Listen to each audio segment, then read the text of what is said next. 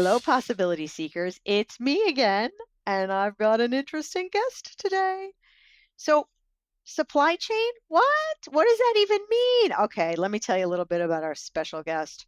Ellen is an executive leader transforming while also overseeing the end to end supply chain of a premium apparel and accessories company across North and Central America. It's Lacoste. She's worked for and with brands like Tory Burch, Nike, Ralph Lauren, and Peloton, to name just a few.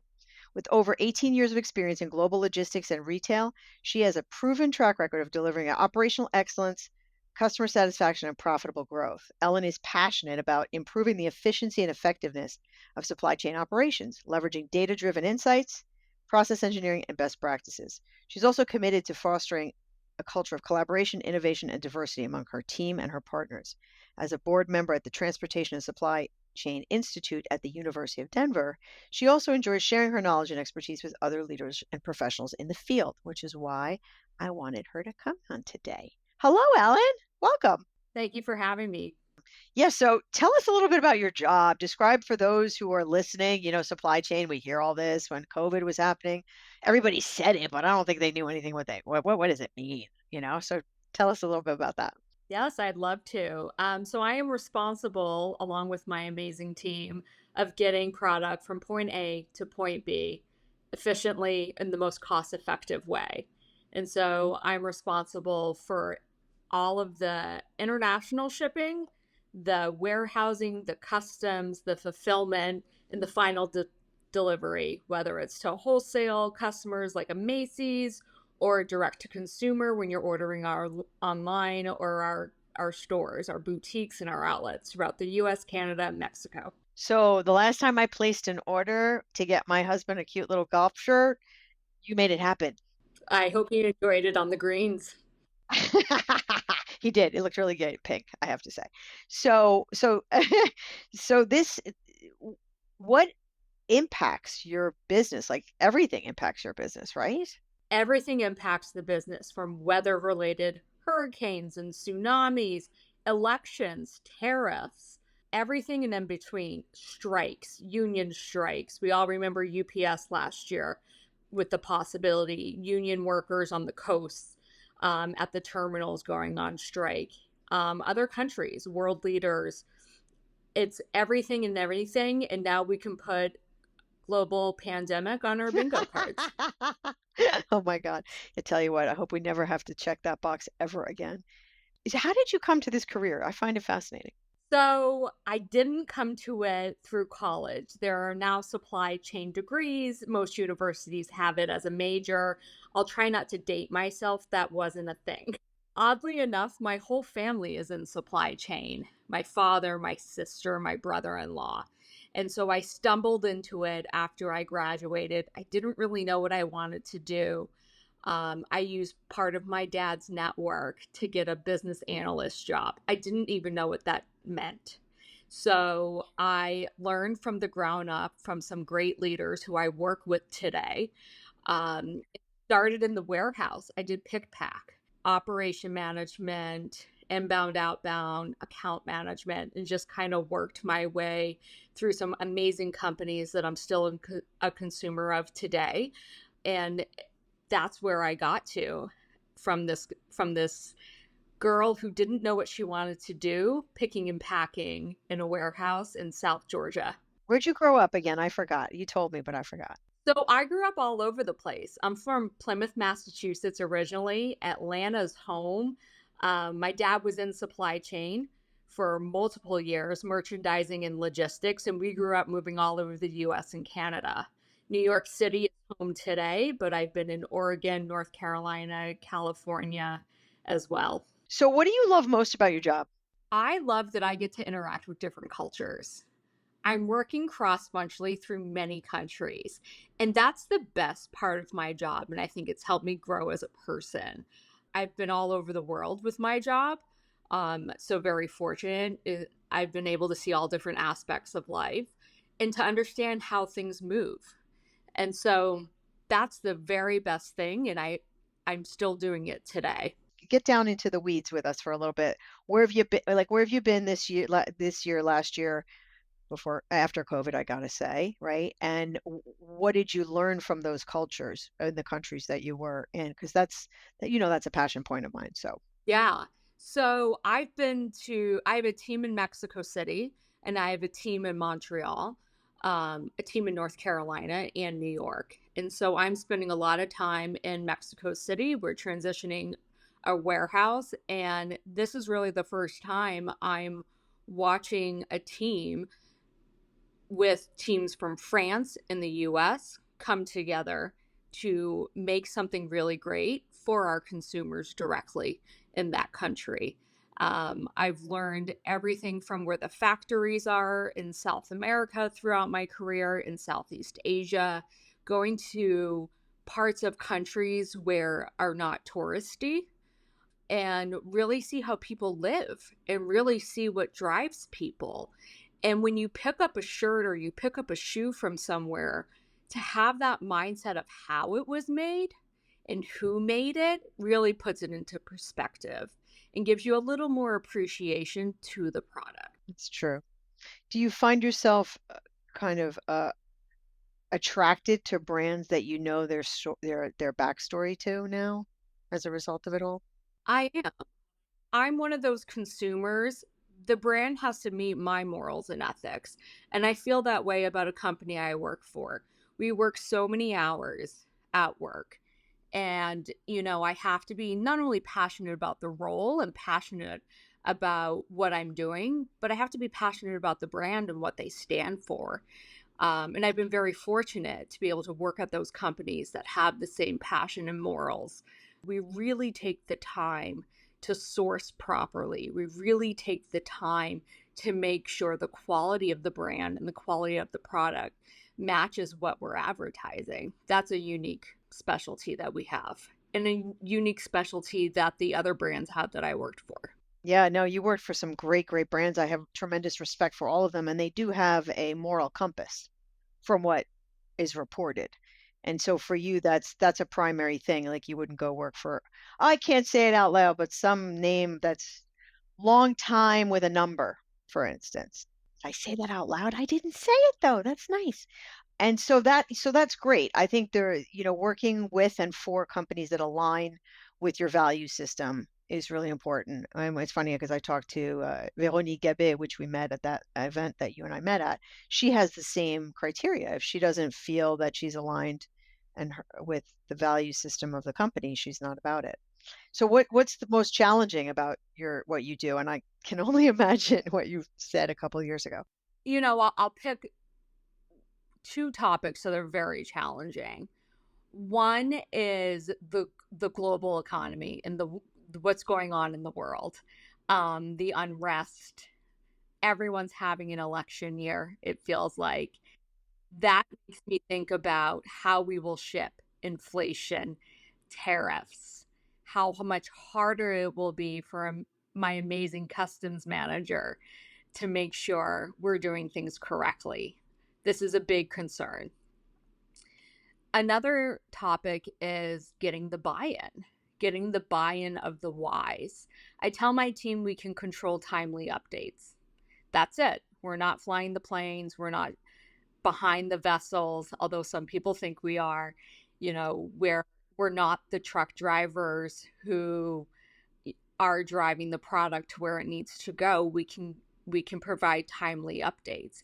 And it's how you tell that story of the whys. But the most important thing is the solutions and how do you mitigate as much risk that you can control.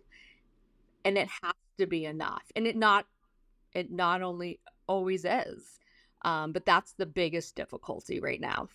Nobody wants to hear, you're not going to get your shipment of whatever it is that you're selling out of for 2 more weeks. Nobody wants to hear that. But being the bearer of news, I didn't say bad news. So I want to unpack a couple things. You're in a well, I mean, I hate to say it, but I'm going to say it anyway. All all industries are male dominated. So let's just put that off. Well, we'll just, that's a given. So just let's take that off the table because I did a speech yesterday and we were talking about male dominated industries. And I go, which one do you know that isn't? So, but you are in a very male dominated industry that really wasn't on people's radars at all, let alone women, for a very, very, very long time. One of my clients daughter is ironically or coincidentally is a supply chain manager for Home Depot, which is sort of funny because I was like, wow, you studied that at the University of Charleston, University of Charleston. I was like, really? That was a major. How cool is that? Thought I'd mention that. Anyway, so you were the only in a lot of these rooms.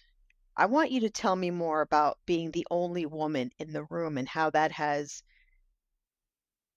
changed you, improved you, made you think about different things. Like, what has that done for your particular human condition? It might have caused a few more wrinkles than I would have normally had. For me, it's both exciting and also frustrating at the same time. And I'm fortunate I have very good mentors that I still look to for advice and still keep me in check. You have to be a little more buttoned up. You have to be very fact based, but not too direct. And that's something I'm currently still working on. Unpeel the onion on that one. What do you mean? What do you mean when you say you have to be fact-based but not too direct? Like, what was that? Was that code for something? So, in supply chain, in operations specifically, either works or it doesn't. Either will deliver and execute or it doesn't. There is no middle ground. And so, what I've learned throughout my years is it's the delivery and how you communicate it. I can say, I'm confident I can execute A. I'm going to push for B though, but A is what I'm confident to deliver. And so it provides a solution, a clear expectation, but the team knows I'm going to try and get above and beyond. We have a long way to go as female leaders.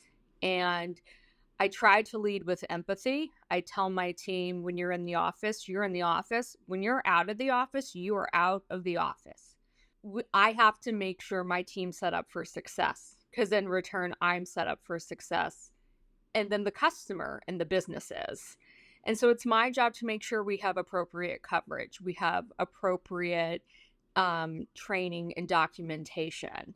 And so you have to work a little bit harder, though, to be a little more buttoned up. Why? Too emotional. Have you been told you're too emotional and too dramatic? Yeah. See, I don't see it's very funny because you don't land for me as an emotional female. I have my moments. I'm a human.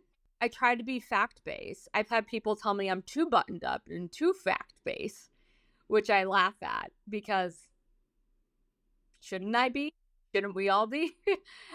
I also have a 17-year-old niece who's heading into her senior year of high school, who's watching what the opportunities are. So to me, I'd rather be buttoned up and fact based than be all over the place and not know my business. Yeah, I mean, you can't. I don't understand. I mean, it's very funny. You can't please all the people all the time, but those who say you're too emotional and too like whatever are dramatic, and then the next person down, down the conference table says you're too fact based and too, matter of fact or data driven. I'm like, can you reconcile those two things for me? Seriously?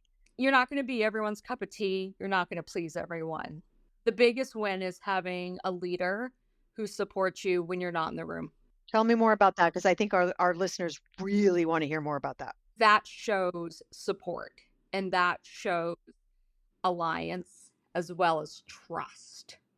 I'm fortunate that I have that leader. I have a leader that I'm confident when I'm not there. I'm supportive with facts that I have provided, and there's no qualms about it. He or she? He. How did you create the level of trust and support, and I would call it advocacy for you that you have with this particular human? So what's funny is he was the CFO for Lacoste in Hong Kong. He transferred to New York in October of last year. Knows the business, knows the environment. And his first week, I said to him, I want you to know I'm going on vacation to Dubai and India in 2 weeks. And we're walking into holiday shipping. It's a very Q4. Everyone's starting their holidays. And it feels like Black Friday starts now in July. And he looked at me. I said, my team is in place. We are ready to go. And you have to trust me because I'm not available. I'm on the other side of the world. And he said, okay. I had no, if I had doubts, I wouldn't have gone. It was fine. And so for me, you can tell me we're ready to go, but the actions are going to speak louder than words. And I feel like that set the tone for us. So you said to him point blank, like, here's my deal. Here's what I've done. I've got myself covered. Don't worry. I have your back, more or less. And because the shit didn't hit the fan, life was perfect. If the shit had hit the fan, who knows? But I have to be confident in what I'm saying and what I'm doing in order to have people have confidence in me. isn't that always the way, though? You cannot engender confidence and support if you don't have your own confidence and are grounded in your own truth and in your own person and be totally clear that you are in control of your environment or your job or your responsibilities. I see that people show up as very, very insecure and want people to trust them. That's right. And for me, you have to have your facts, you have to know your business, you have to be confident in your team. And so that means putting the right people in the right jobs with the right experience and being the leader to put the right tools in their toolbox to make them successful. Yeah, sure. So if now, given what we've just said and everything that you've shared here, what is the advice you would give to your niece or other young women who are maybe a little older that are coming into the workplace and stepping into a similar role that you had when you started? Know your value, set your boundaries. Don't think twice of why you're there. It's going to be hard. It's going to be hard at any job. It's a job. It's hard. You have to put the hours in. But nobody wants the best for your career more than you. No one's going to make your career except you. So if you want to work hard and climb the ladder, then that's on you. You're going to learn through role models and other leaders what good looks like, meaning you're going to see what type of leader you want to be, what type of leader motivates you, what type of leader you don't want to be, and what's demotivating. Both need to be learned, but nobody cares more about your career than you do. So you're going to have to hustle, and then you're going to pay it back and pay it forward to the next generation that comes in. You do a lot of mentoring yourself? So I just started to, even at the summit where we met, a young woman came and asked me to go to lunch, and we had lunch and was asking me about career advice and asked, can we keep in touch and be a mentor? And I have a little bit of imposter syndrome, and I thought, me, a mentor? I would love that. And so, I've had a few people ask me, and it's been really motivating for myself. And even the conversations of I'm learning just as much as they're learning. So it's been great. But I still sometimes have a little imposter syndrome of, oh, people are looking at me to help them with their career and how to get where they want to go. So having a bunch of years on you, I'm just going to say, um, and we won't say how many, but so there's a few things I tell people, and it's very funny. Imposter syndrome is huge. Like I have been asked to talk about imposter syndrome. So like literally the last 3 weeks, 3 times. And I say, if you don't have a little bit of imposter syndrome, you're not stretching yourself enough. You're not being challenged to the level that you should be.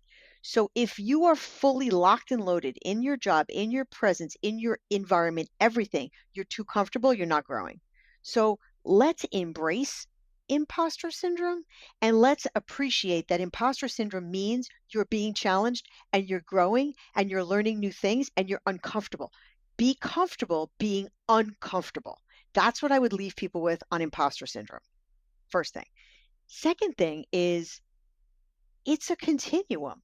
So like her wanting to have you be a mentor and then you having your own mentors and so on and so on and so on allows us to have this cycle of learning. because I get as much out of mentoring people as I think of the people that I mentor. Like I get lit up and like, can you look at my resume and, make some edits or whatever? And I'll be like, okay, your job search is, let's talk about your job search. Like spending time on Indeed and LinkedIn all day is not going to get you a job. Okay, let's be clear.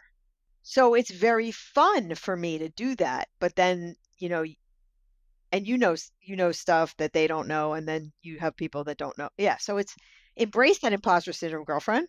Thank you. Thank you. It's really, really good. Um, so that you would, so it's very interesting. You said, know your value. You've earned the privilege to be in the room. Speak up if you have something to add. Yeah. You've said, contribute and don't be afraid to work hard. And no one's going to give you anything. You've got to earn it. What a concept. We had a saying in my house. My parents, the jokesters they are, used to put state flags in the front yard when we would move, and we had to figure out where we were going. And one year there was a Canadian flag, and I was in middle school, and I thought, what state is that? And so the saying was, if you like doing nice things and going nice places, we're moving, get in the car.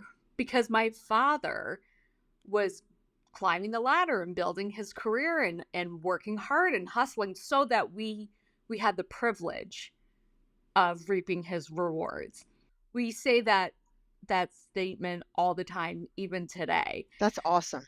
So, having said all of that in our fun conversation, the last, bunch of minutes here, what would it be that you would say to your 30-year-old self, given all of this? I would tell her, you're going to be just fine. When I was 30, I moved from Greensboro, North Carolina to Manhattan. And I thought I was going to be Rachel Green from Friends. That's what I thought. That's what I knew. I was not.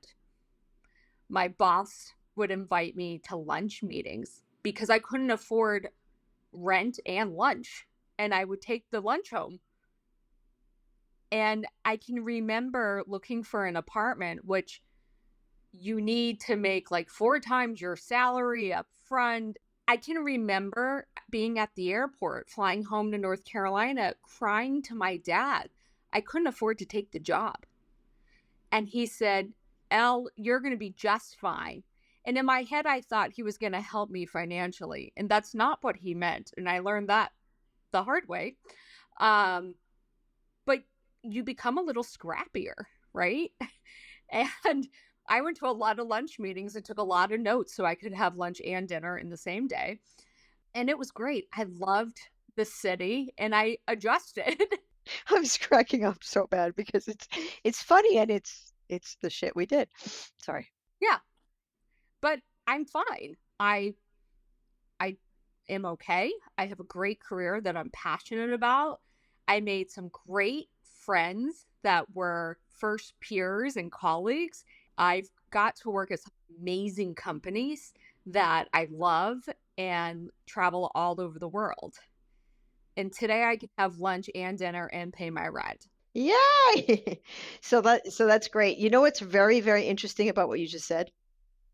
Can I tell you that everyone in some way, shape, or form who I asked that question to says that you're going to be just fine.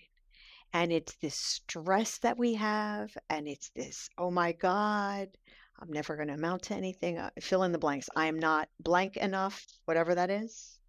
And everybody says, you're going to be just fine.